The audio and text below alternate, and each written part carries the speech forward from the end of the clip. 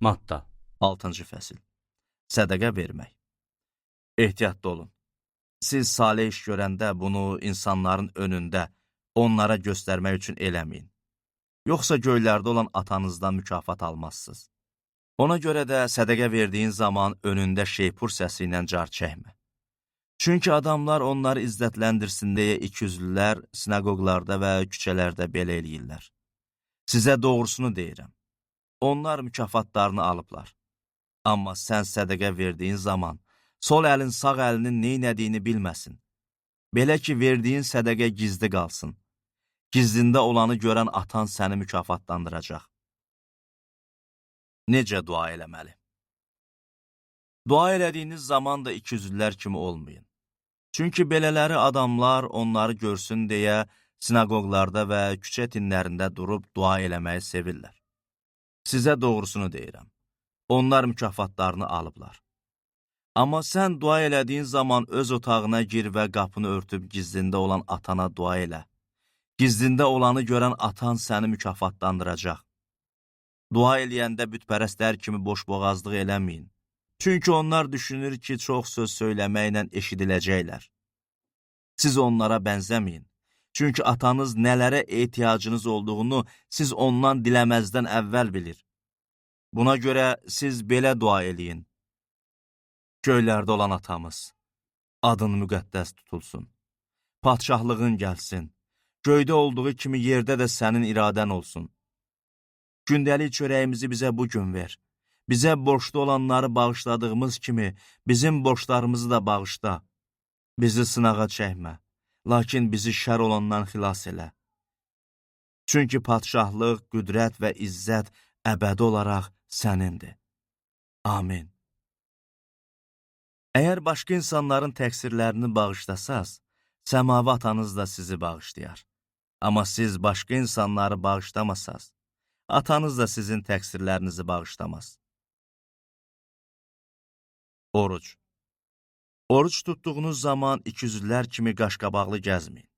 Onlar oruc tutduqlarını insanlara göstərmək üçün üzlərini tutqun ala salırlar. Sizə doğrusunu deyirəm. Onlar mükafatlarını alıblar.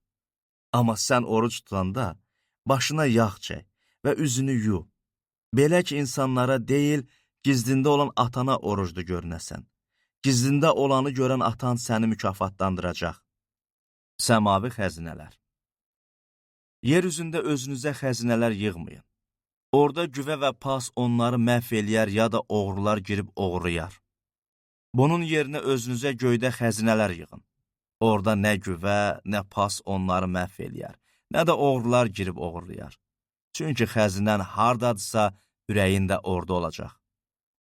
Bədənin çırağı gözdür. Əgər gözün sağlam olarsa, bütün bədənin də nurlu olacaq.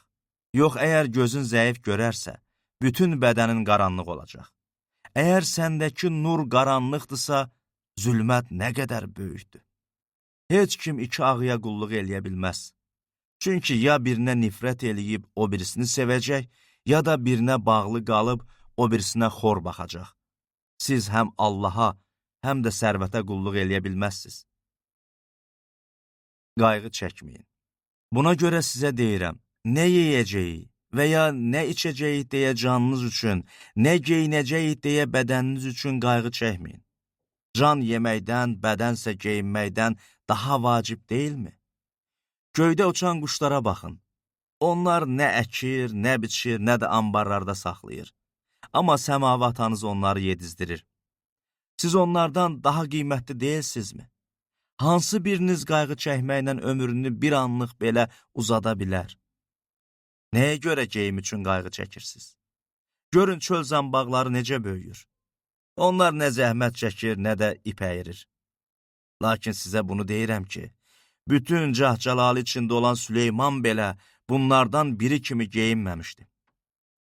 Ey iman az olanlar!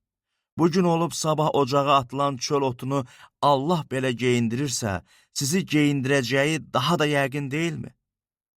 Beləliklə, nə yeyəcəyi, nə içəcəyi və ya nə geyəcəyi deyə qayğı çəkməyin. Çünki bütpərəstlər bütün bu şeyləri axtarırlar. Doğrudan da səmavi atanız bütün bunlara ehtiyacınız olduğunu bilir.